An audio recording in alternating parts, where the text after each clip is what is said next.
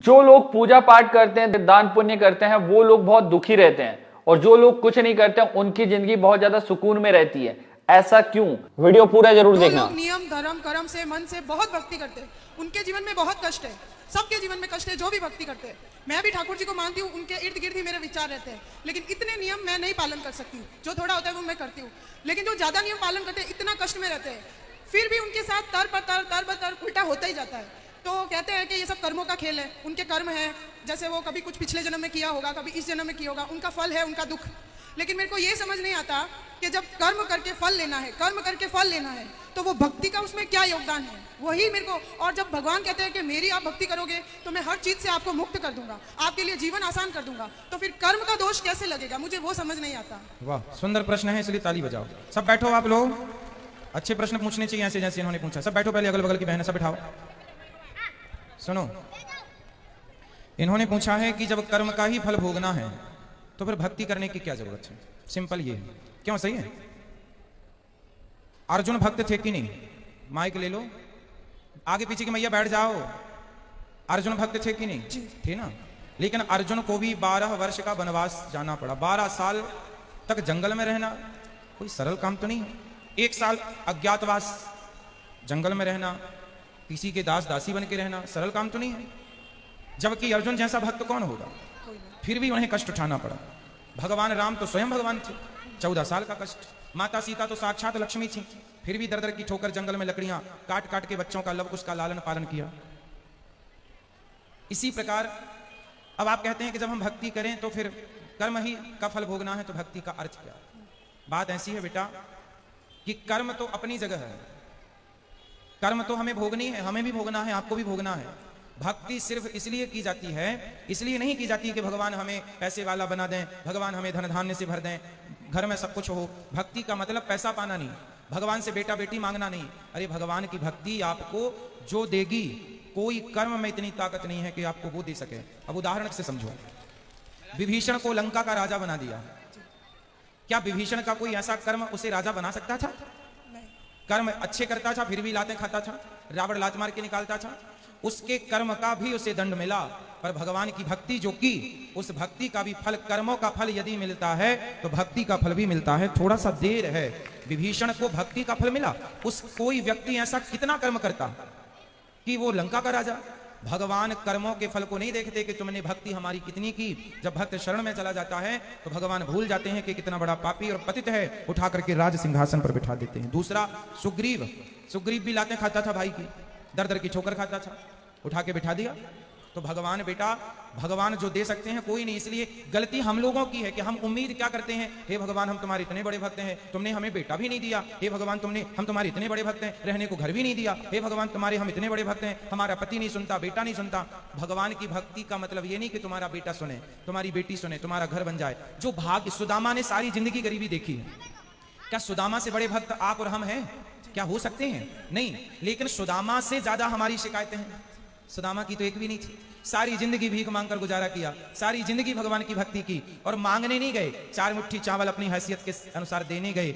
जब सारी जिंदगी उन्होंने भक्ति की और फिर भी गरीबी में रहकर शिकायत नहीं की, तब भगवान ने देखा कि भक्त पक्का है। 50 रुपए का घड़ा जो खरीदती हो ना मेरी बहन, उस घड़े को भी कुम्हार हफ्ते भर पकाता है, भट्टे में महीनों तक पकता है। वो कम से कम 10 दिन की आग तो देता होगा, तब जाके वो काले से लाल होता है। माटी पक जाती है तो लाल हो गया। अरे घड़े को भी पकने के लिए आग में उसे डालना पड़ता है। तो भगवान जब अपने भक्त को पकाएंगे तो थोड़ा तो दुखों की आग में तपाएंगे कि देखें कितना कच्चा कितना पक्का। इसलिए हर हाल में गोविंद का स्मरण करो और ये मत कहो कि हमें भगवान से कुछ चाहिए।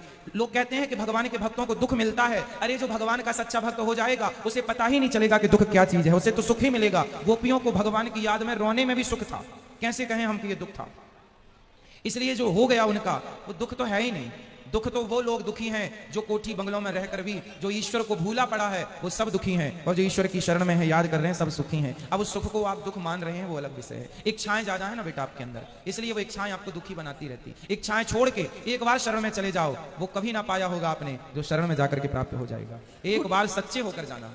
गुरुजी एक प्रश्न और है, जैसे मैं आसपास देखती हूँ, मेरे आसपास जीवन में भी देखती हूँ, जो भक्त है चलो उनका मैं समझ गई कि वो दुख है, क्यों है, भक्ति का क्या महत्व है। लेकिन जो भक्त को दुख दे रहा है, जो उसको गाली दे रहा है, उसको उस चीज़ का एहसास भी नहीं होता। मुझे नहीं समझ आता वो क्या सोचता है, वो ऐसा क्यों करता है, और उसका पूरा जीवन अच्छे से चल रहा होता है और वो भक्त रो रहा होता है, और उसका पूरा जीवन अच्छे से चलेगा। अगर उसको सजा मिलेगी तो वो भी मरने से कुछ दिन पहले, तो उसका जीवन तो मजे से गया और भक्त का पूरा जीवन रोने में या कष्ट में तकलीफ में गया।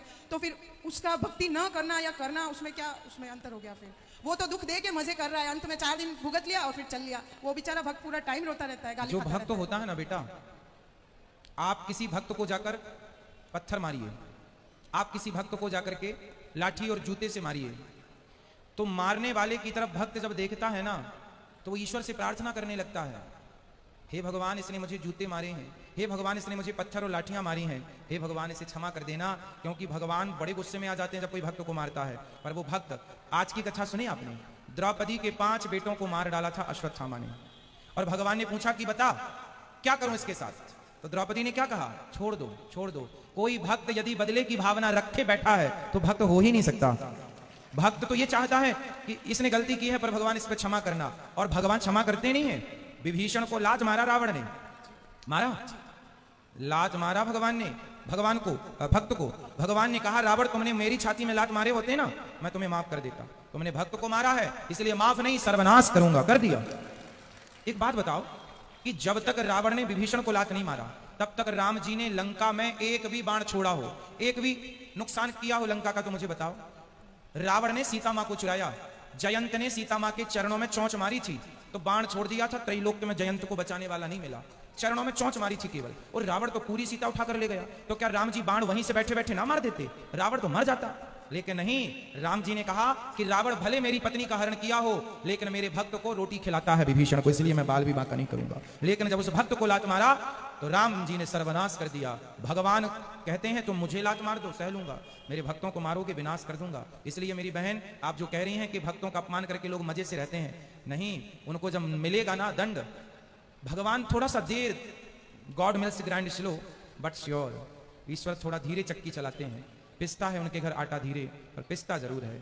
हिसाब तो पाई पाई का रखते हैं ना भगवान, जब देंगे ना तो खूब नानी याद आएगी। और आप ये मत सोचो जैसे मैंने, आप भक्त हो, आप भक्त हो और मैंने आज आपको अपमानित किया, आपको मारा मैंने, तो आप तो भक्त हैं, आप तो मेरे से कोई ना कुछ ना कहेंगे, और मैं तो मौत से रह रहा हूं। लेकिन मेरे जीवन के आखिरी तक और जो अगला जन्म होगा वो सारे जन्म में इस जन्म का ये दंड भोगना पड़ेगा। कोई अंधा है, कोई लंगड़ा है, कोई बहरा है, क्यों है? किसी जन्म का तो हिसाब चुकरा है ये।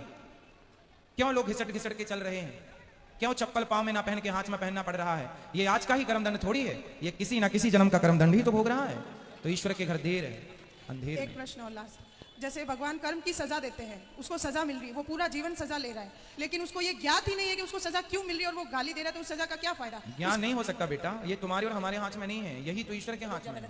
मिलेगा बस, ये श्योर है, ये कंफर्म है, बट ये नहीं कंफर्म है कि आपको किस दंड पाप का। भीष्म पितामह को बाणों की सैया मिली, भीष्म पितामह ने कहा कि मैंने तो कोई पाप नहीं किया, मैंने तो कोई अपराध नहीं किया, मैं तो अपने 20 जन्म पुराना मैं जानता हूं। भगवान ने कहा 20 जन्म तक तो जानते हो, 20 जन्म के पहले 21वां जन्म देख लेते तो मिल जाता। एक सांप को कांटों के ढेर में फेंक दिया था 21 जन्म पहले, उसका दंड आज मिल रहा है भीष्म पितामह को।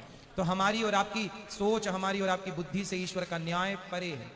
महाराज जी, जैसे मेरे जीवन में है, मेरे साथ कुछ बुरा होगा, कुछ समय के लिए बुरा लगेगा, लेकिन मैं सोचूंगी कि शायद ये मेरे कुछ कर्मों की सजा है, फिर मैं माफी भी मांगूंगी, तो क्या मुझे वो माफी मिलेगी उस भाव के साथ, उस फील के साथ? यदि हमने कोई अपराध किया हो और हम सिर्फ भगवान की शरण में चले जाएं तो भगवान कहते हैं सन्मुख हो ही जीव मोहि जबहि जन्म कोटि अघनासहि तबहि अघमेंस पाप। जो मेरे सन्मुख आकर मेरा हो जाता है, मेरे में आत्मसमर्पण कर देता है, मैं उसका हो जाता हूं।